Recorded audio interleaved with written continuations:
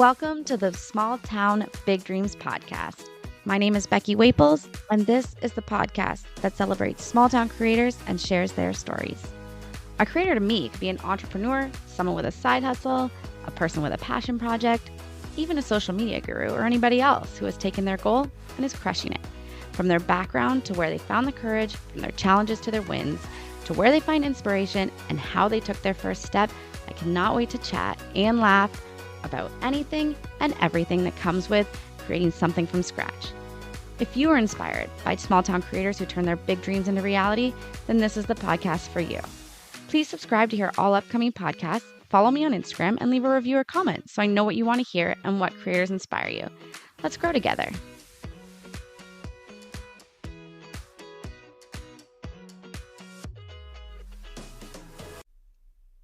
So you reached out to me on Instagram and you said you found me on Reddit because I had posted if there were any small businesses in the area that wanted to come and chat with me, and you reached out, and I really appreciate that because my last interview that reached out to me that way, it was perfect. I loved it. Good. Yeah, my husband actually sent me the Reddit post. So yeah. Well, shout out to your husband then. Yeah. So let's get started. So what do you do? What's your business called? So my business is called B.Engaged. It's a social media management business. So what I do is basically help brands, people, businesses with their social media. My specialty is Instagram. So I help with people that between just need a helping hand and a strategy session and a little bit of a guiding light versus full social media management, which is creating content, engaging with your followers, commenting, that sort of thing. So it just depends what you're looking for. I kind of have a full range of services tailored to what you need as a business, as a person, as a brand. Very cool. I thought when you reached out to me, this would be a perfect interview for a couple of reasons. I thought, well, I need the help. Hopefully you can share a couple of tips with me. And I also thought that if we have listeners that are getting inspired or are already inspired and they are looking to take that next step, they might be nervous about running their own social media. They might be an older person that doesn't really jump on social media and they know how important it is, or they're not on all the platforms. They don't know what platforms to be on and they don't know how often they should create their content. And so I thought not only we get some good tips today, but it'll also be good to share for if somebody is looking for someone to do that for them. Yeah. Or hopefully you make it seem a little less scary than some people might think. Yeah, I find it's like a big mystery for a lot of people. It's confusing. I don't know what to do. I don't know when to do it. So my role is to kind of help and demystify it for you. Can you tell us about your journey? Where did you start? How long have you been in social media? So this is not my 9-to-5. Right now, this is my side hustle. In my 9-to-5, I actually work for social assistants with people with disabilities. So it's like very much a departure. So this is something that I find it allows me to flex my creative muscles, which I don't really get to do in the last 10 years of working at my current job. And it's something that brings me enjoyment. It's something that I'm passionate about. So it's just nice to have a different outlet for that creative juices. Basically, I started a number of years ago. I volunteered for a cat shelter in Thornbury, the Blue Mountains Animal Shelter. They're not running anymore. They shut down just before COVID. But I basically started out as a volunteer there because I'm an animal lover. So I started out just volunteering with the general cat maintenance. And then I kind of pivoted to, well, you guys don't really have any online presence. So why don't I start an Instagram? And so I started an Instagram for them, linked with a Facebook page, basically just to promote adoption. Because I don't know if you're familiar with the animal services around here, but there's Georgian Triangle Humane Society and Collingwood, which is a really, really, really big shelter. So the one I was with is a little bit of a blip on the map. So it was more so to like put our presence out there, get people to know about us. So I started doing that.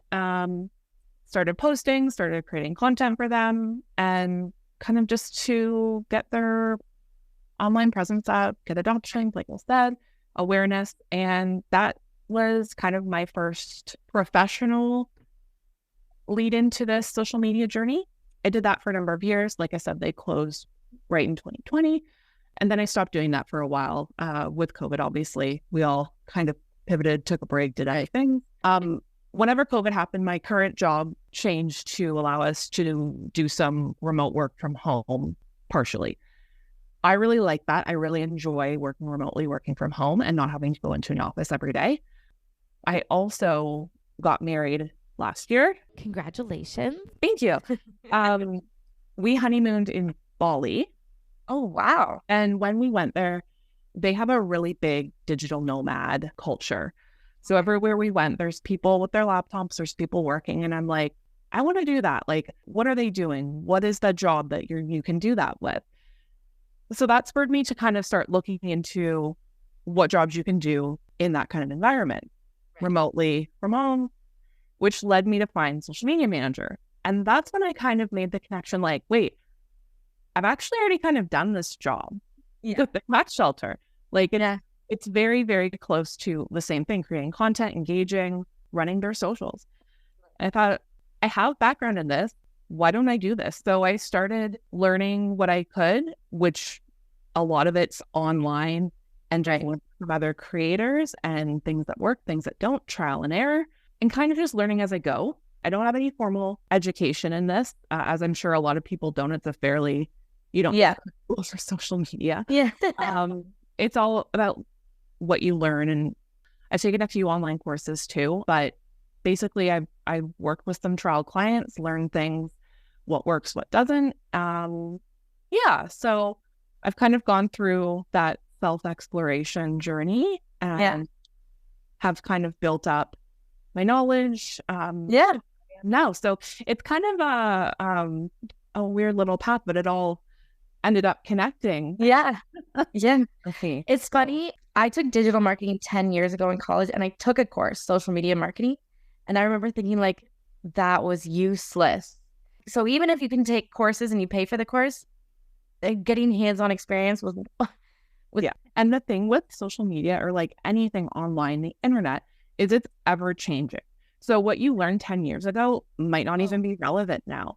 It wasn't relevant then. It's especially not relevant now. Yeah. It was kind of like learning how to read the analytics, maybe. You said you focus on Instagram. Yeah. And I need social media help. But I know that you can find your analytics on Instagram now. Yeah. So, yeah, Instagram's my platform of choice. I find it's nice to focus in on one, and that's my specialty, basically. I'm also a millennial. Yeah, the same. I'm techie. At my current office job, I'm the one that people go to if they have problems with their computer program system that we use. So it's like, it very much is all in line with just encompassing that. And like I said, it's an ever-changing landscape. So I think that I'm very much like a learning person. I really champion learning and development at my current job. And this kind of plays into that because you're constantly learning, you're constantly changing. A new update comes out, the algorithm changes. You're not set in a stale pattern.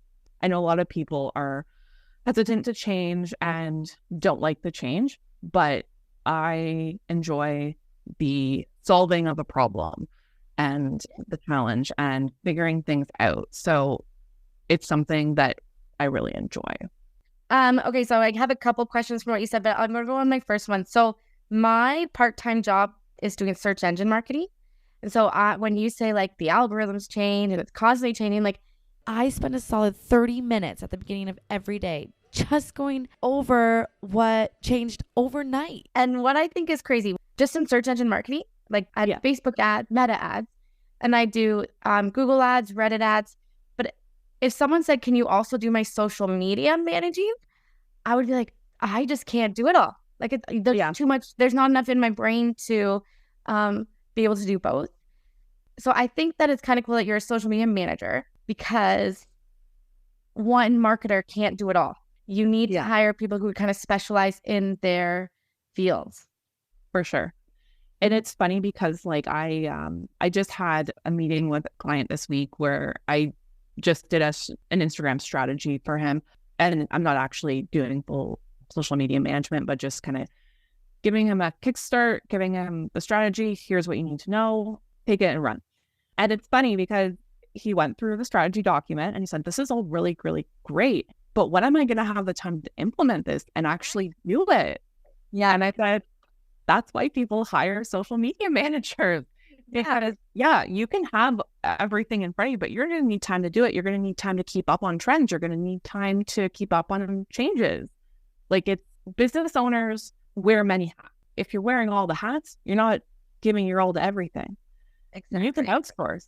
Like, there's no problem with outsourcing things that you either don't enjoy doing, right, or don't know how to do. Exactly. Because doing that is going to free up your time to go do what you enjoy doing and what you're passionate about in your business. People that are artists, they don't want to spend their time figuring out the algorithm. They want to get back to doing their paintings, right? So it's about that for me. It's about shifting your focus and realizing, take this off my plate so I can have freed up time to do other things. How much is your freed up time worth? Yeah. I also think that having a digital presence is so important these days, that if you are a small business owner and you're neglecting it, and I don't even mean neglecting, but I feel like I could be doing 10 times more than I am doing, and I would probably have twice as many listeners. Yeah. But I don't have the time to do it. Exactly. And so my listenership suffers. So unfortunately, the podcast is not making money for me right now. So it's hard to invest money. Because I don't need a new microphone. Like, I wanted to do this interview in person, but one of my microphones died. I would love to do this in person, but it's hard to invest when you're not making money in. Yeah. No, I totally get what you're saying. And like I said, I got married last year, and I can safely say, maybe it's my age demographic, but if I'm looking for something, I'm searching Instagram for it. If I'm searching for a business, I'm searching Instagram for it to find you on there and look at it. When I was wedding planning, was searching for my vendors on Instagram. And if I looked you up and you don't either have a page or you have like no post from this year, I probably wasn't going to keep going and inquire with you, because who knows what you're doing now. Yeah. Like, that's where people look. That's where they look for their authenticity and if you're not present, who knows if you're still open?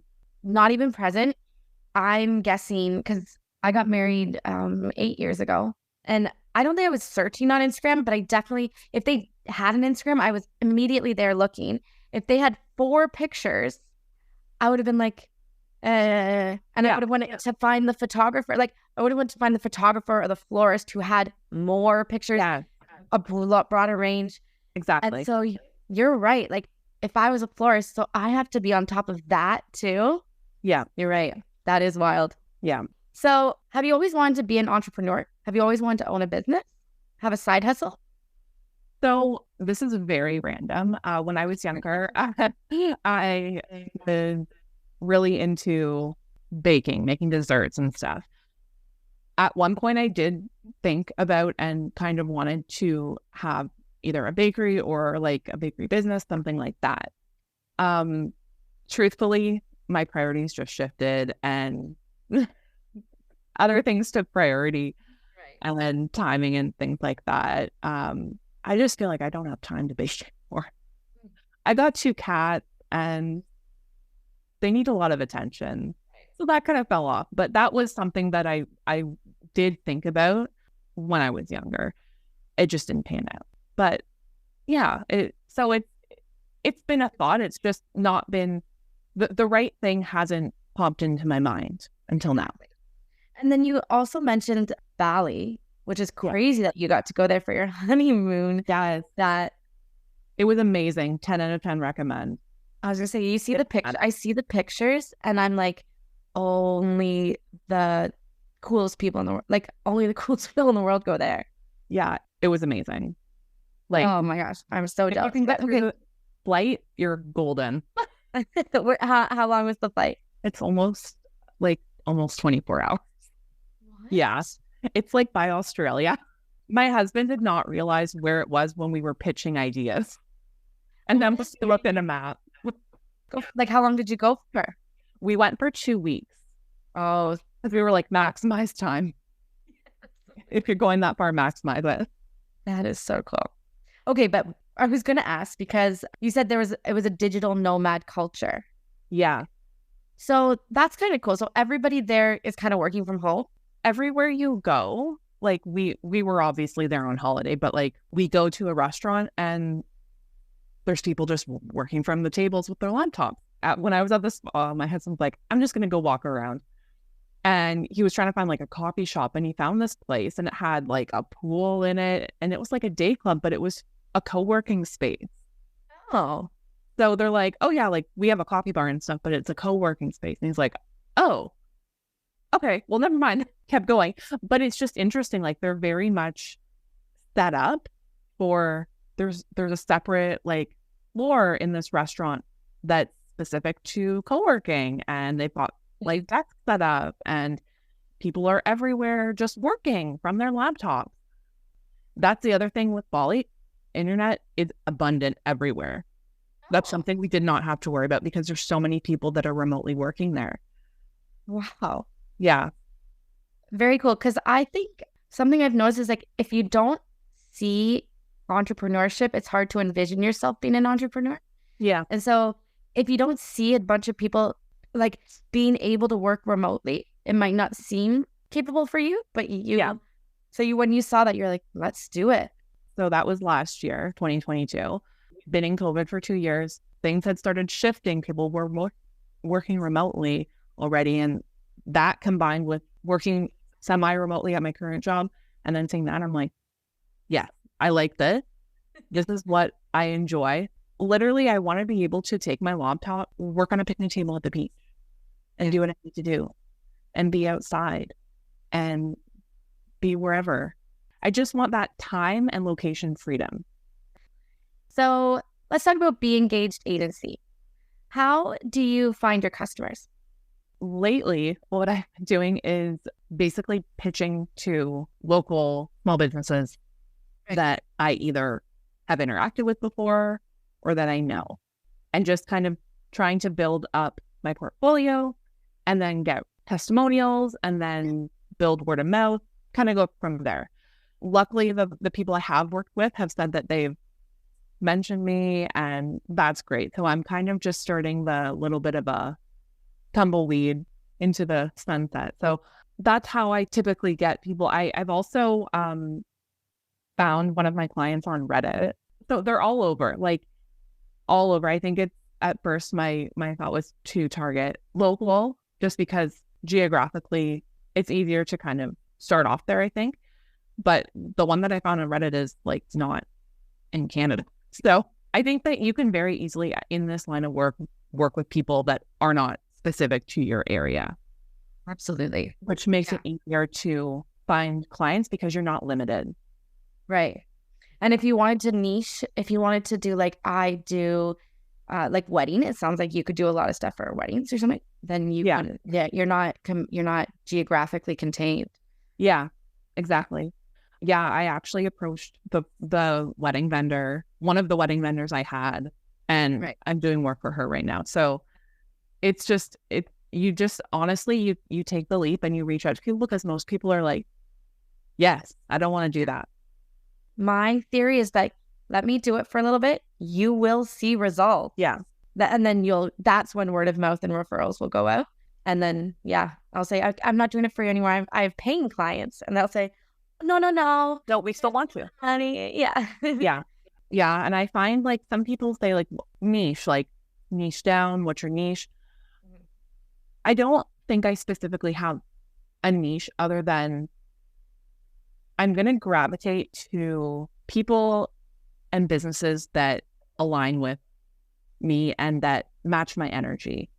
If your business makes me excited and like has a little spark for me, that's who I want to work with. If it interests me, if it's speaking to me. So I don't necessarily, I'm not saying like I only work with beauty businesses. That's not my thing. I know a lot of people niche down to that. But for right now, I'm kind of just going with what matches my energy and what speaks to me. I I'm similar. So my podcast guests I want it to be very broad. I said I don't want all my guests to look like me. Like I want it to be diverse. I want someone in their 60s. I'm gonna interview he's 8. I'm gonna interview an 8-year-old in a couple of weeks. And I didn't want it to just be small businesses. I wanted it to be side hustles, and I wanted it to be larger businesses. And someone said to me, well, you should niche. I said, well, that's not my goal. Yeah. And then they said, well, you will notice that you'll start matching energies with a type of person. Yeah. You'll start, without even realizing it, you'll start to interview the same sort of businesses or the same sort, or your listeners will start asking for something similar. Like, we really liked learning about social media, or we really liked learning about digital marketing. Can we do another digital marketing one? Yeah. So I agree with your strategy. Like, find energies that you match, and then maybe 5 years from now, you have a different strategy. Things can change over time. Maybe it'll change one day, but for right now, I'm not putting myself in a box. I'm not saying I wouldn't work with you because you're a podcaster. Like, I'm just not feeling that right now. So, and I'm going to interview someone their business is called Own Your Niche. So we'll learn about that from her. Yeah. But I also find if I only worked with mortgage brokers, there's a conflict of interest there. Mm-hmm. So you do have to broaden your horizons because you don't want to start working with competition. And then, you know what I mean?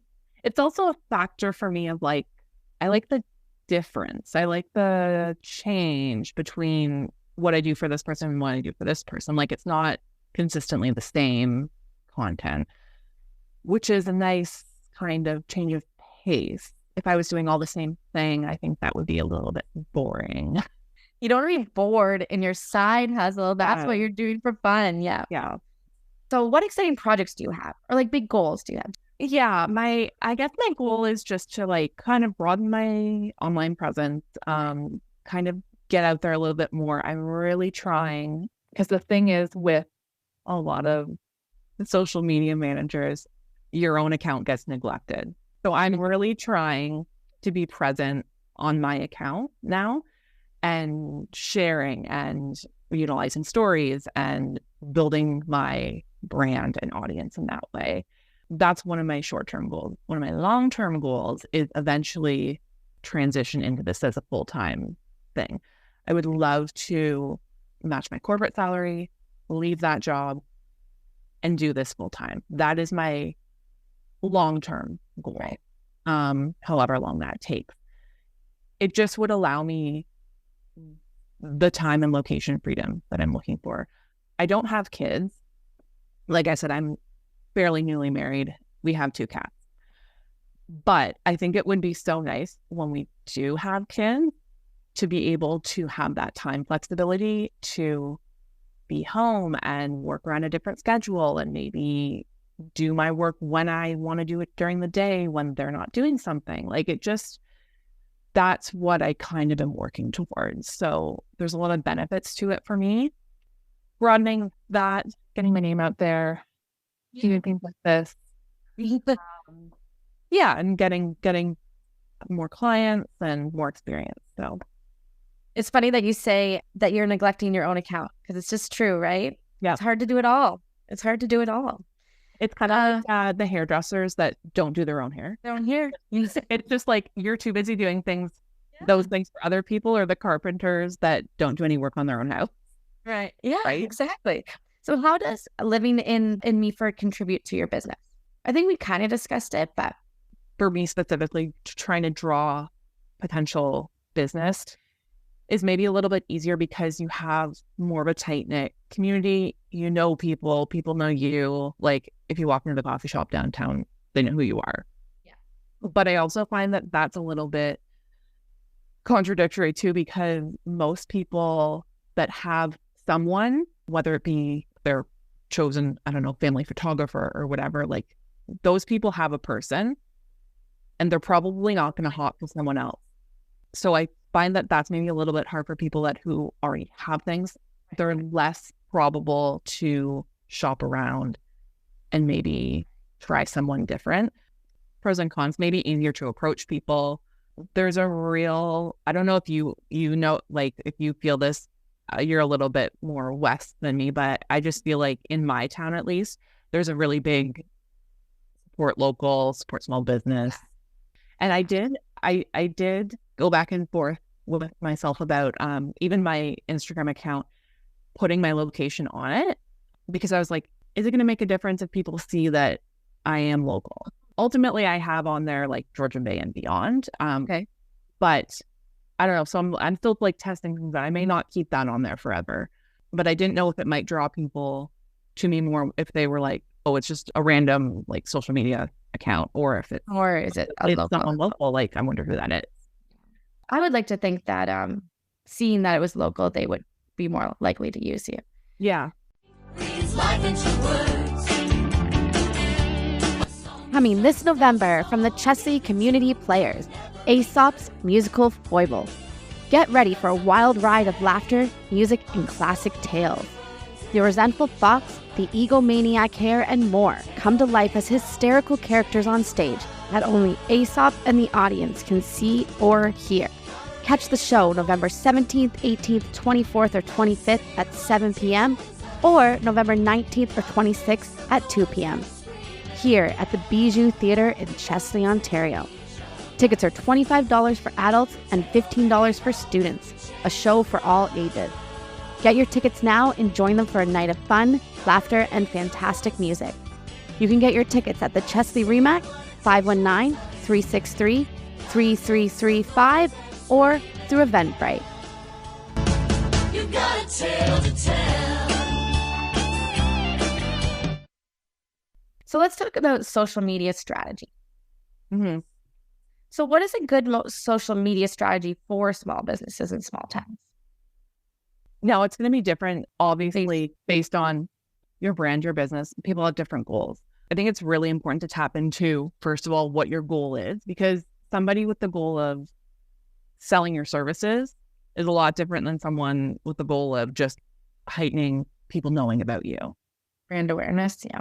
Yeah. So it depends what your goal is, but generally I like to say, like, you want to engage and build your community and build your awareness. So that means commenting on other people's stuff and sharing things and replying to people. Yeah. If you were to DM a business and they don't reply to you or even read it, yeah, you're not building the community there. Like, you're going to turn people off. So I would say make sure you're doing that engagement, because the more you engage, the more you build your community and you build your loyal following. And that's what's going to spur on other things. Right. Think about what your target audience, who they are, where they're going, what they're looking at, what problems they have, and what you can solve for them.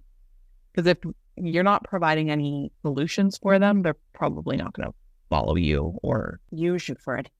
You know what I mean? Like, you kind of have to think about your ideal client and then post things that speak to them and that target what they're looking for, not necessarily what you think. I really like this today, I'm going to post this. Yeah.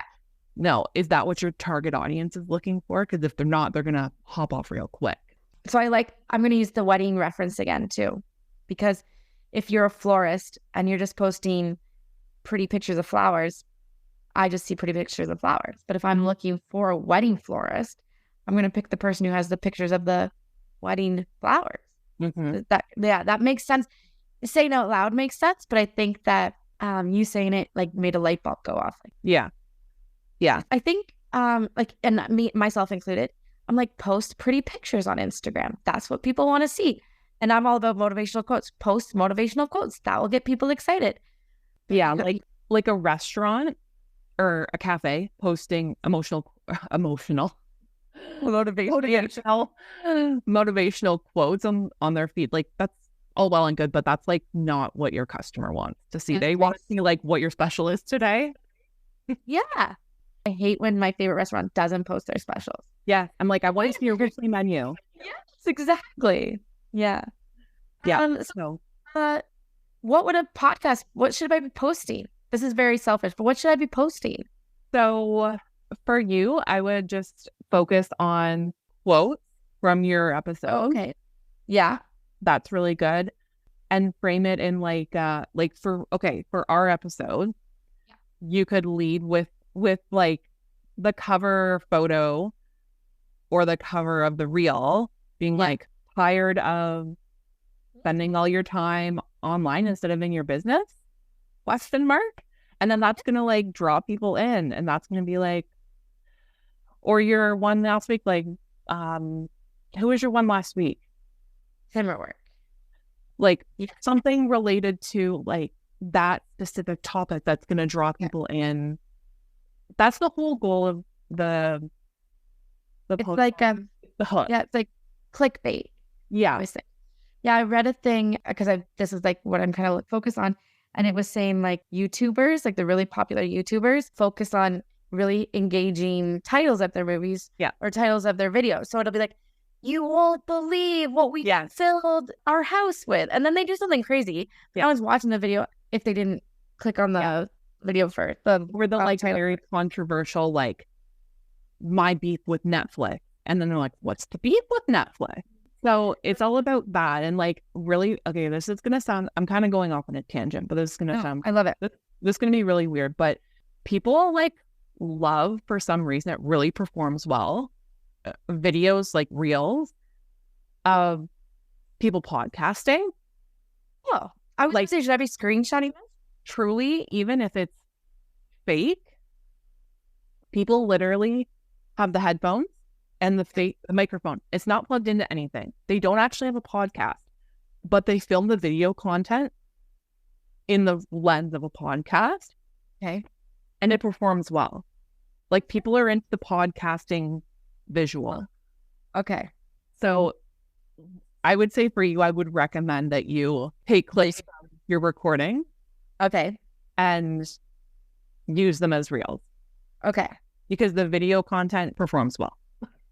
I'm getting so excited. I'm starting to buzz. I'm getting excited. I know it's so weird. I'm like, one of the clients I worked with, I was like giving her monthly report, and she's like, just have to tell you, like, your eyes light up when you talk about this. And I'm like, that's what I want. Like, I didn't realize that, but you're right. I'm like very excited. I want to tell you, like, I want you to win. I want to succeed. I want, Yeah. So it's like a very weird correlation, but like in my 9 to 5, it's like the helper. Like I help people. It's very much a helping profession, but this is still helping people. Oh, that was in a different way. And I had not made that connection before. I'm like, actually, that's true. Yeah. The helper. Yeah. If you've ever done one of those personality quizzes, that's what you'll get. The helper. Yeah. I wrote questions. How often should we post? And I don't mean me personally. I mean, like, how often should a business post? Again, super tied to specifics, but generally, I would say I generally recommend people post like 3 to 4 times a week if you can swing it. It's a nice, like, you don't need to post every day.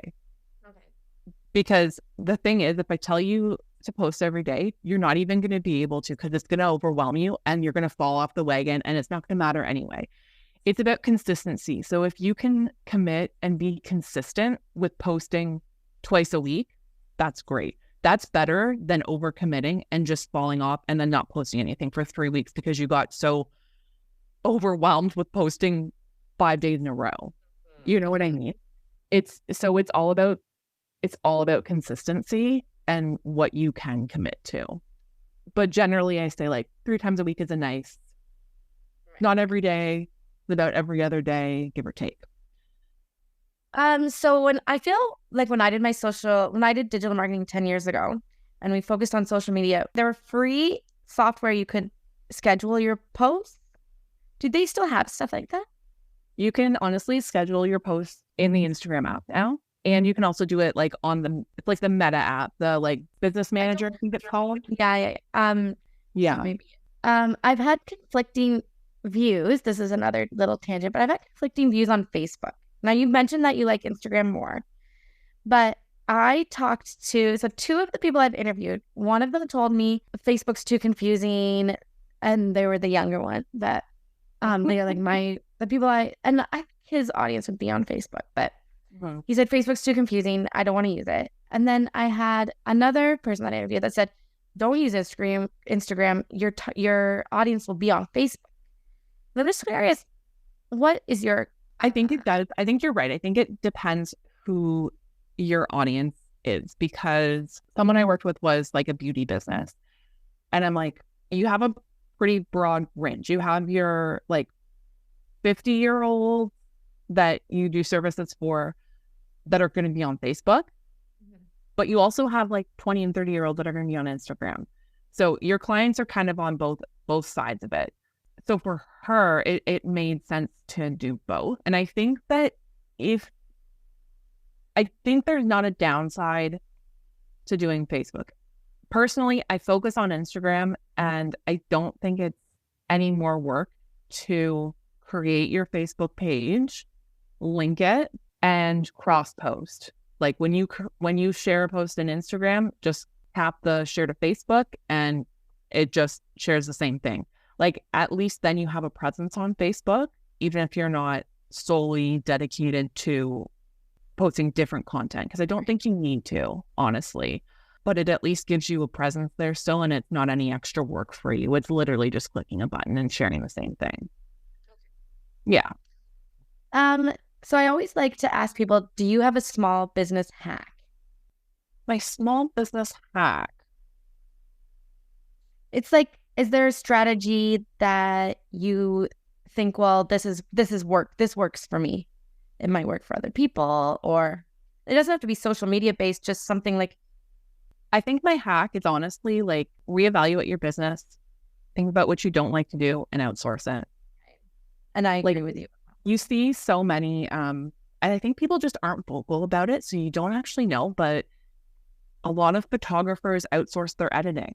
But I think that people just don't talk about it. So you're like, I feel like that person's doing X, Y, and Z, but they're actually not. They're behind the scenes delegating. Don't waste time on it. Delegate it. There's no shame in delegating.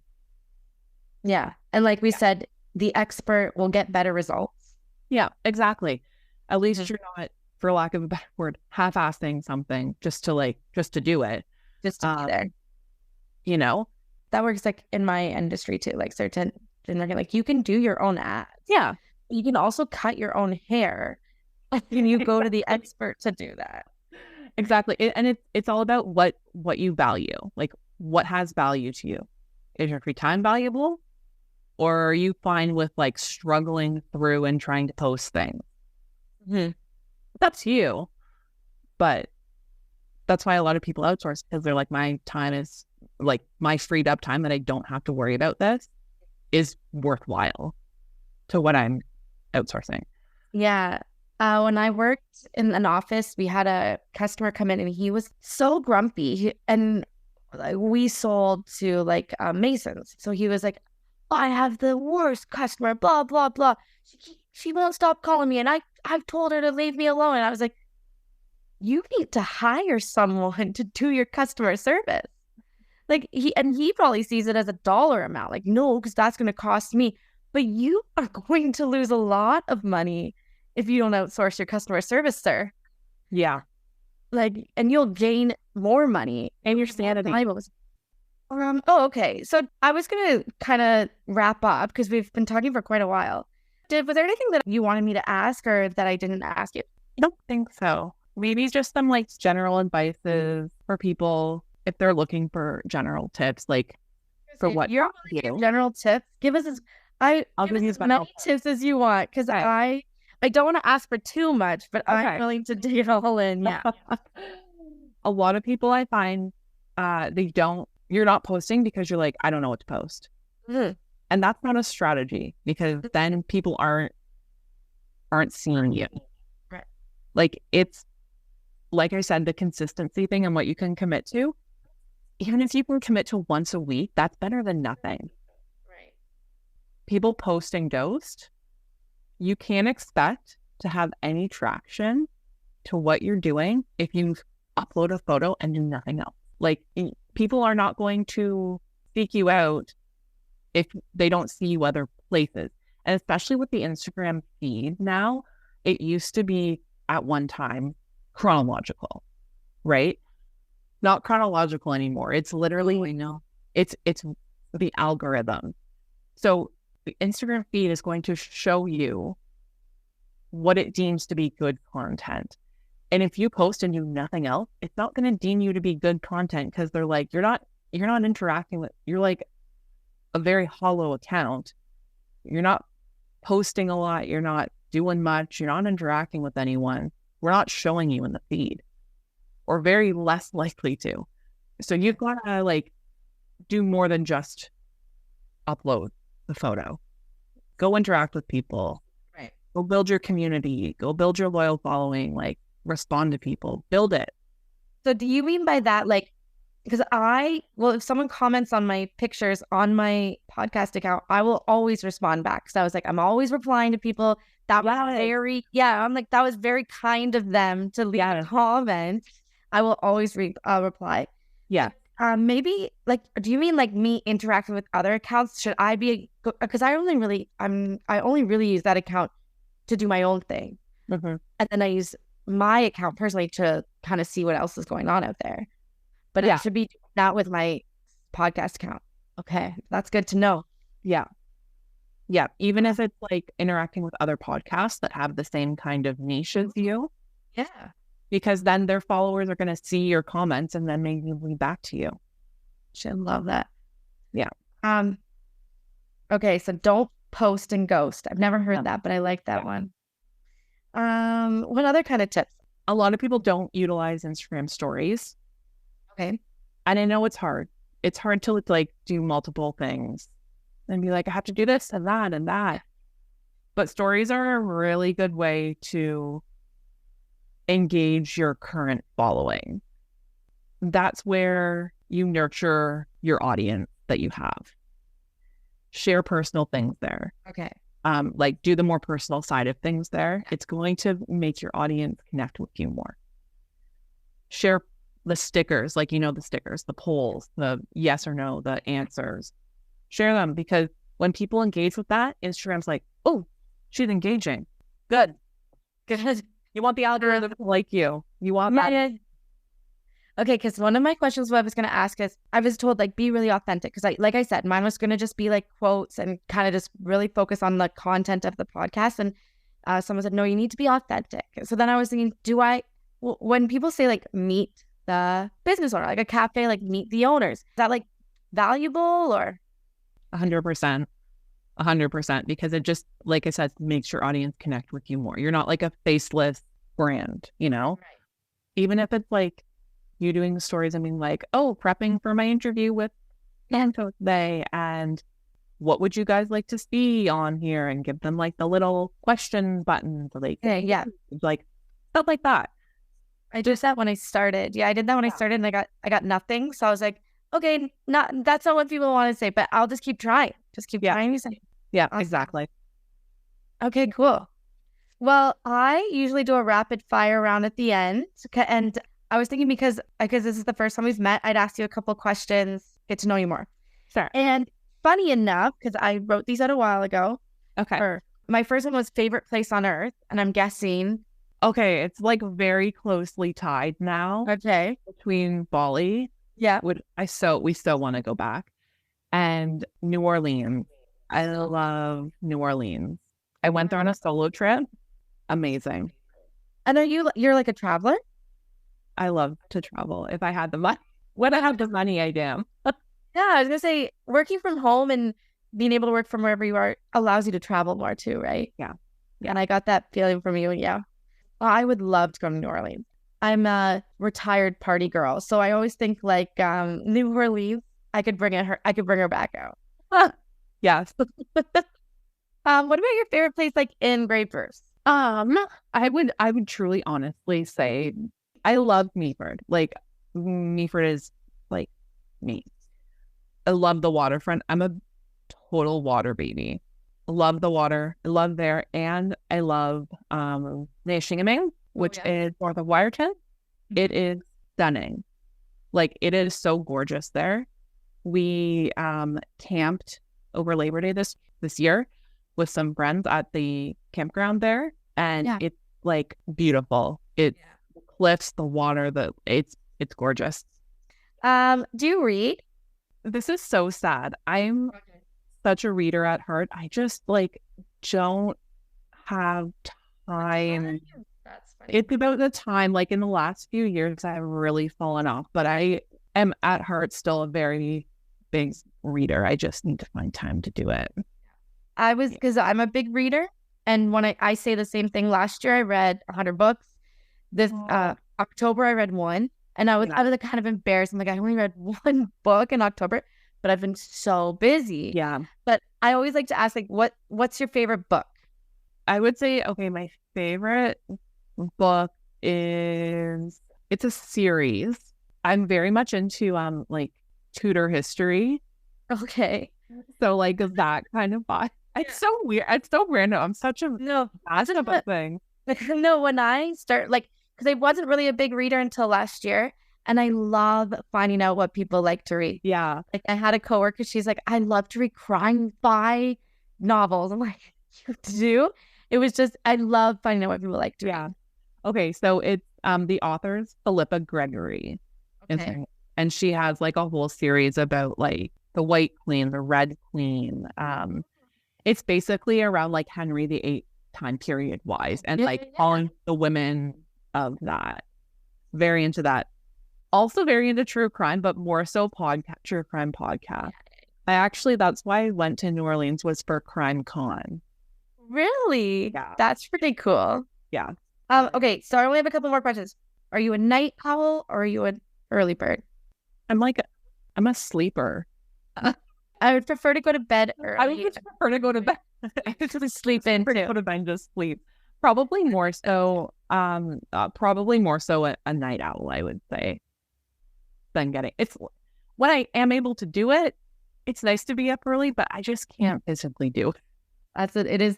I was waking up super early before I got this new gig, and it's so nice being able to sleep in an extra hour every morning. Yeah, I just really value my sleep. If you could have any superpower, what would you have? Oh, easily. This isn't the right word. Teleport, where you like go from one place to another. Yes, teleport. Yeah, because you're a like traveler. Yeah, because you're a traveler. That's so funny. And then last question, and it's a little morbid. I think I put in my thing, but if you were on death row, what would be your last meal? Oh, I want to say like mac and cheese. Like a homemade mac and cheese? I always think this question, interestingly, it tells you a lot about a person. Like you picked like a comfort meal. I always pick comfort meals too. When someone's like a steak dinner from the keg, I'm like, you want to dress up? That sounds like a lot of work. Also good, but just I'm like a cheese girl. Oh, I am a cheese girl too. Yeah. Awesome. Well, those are all my questions. I really appreciate you joining me tonight. That was a lot of fun. I think I learned a lot. I hope my listeners learned a lot too. How do we find you? So I'm on Instagram as at just the letter .engaged agency. And I'm on Facebook too as B.Engaged agency. So yeah. Okay, cool. Well, thank you. Yeah, thank you. It was so fun.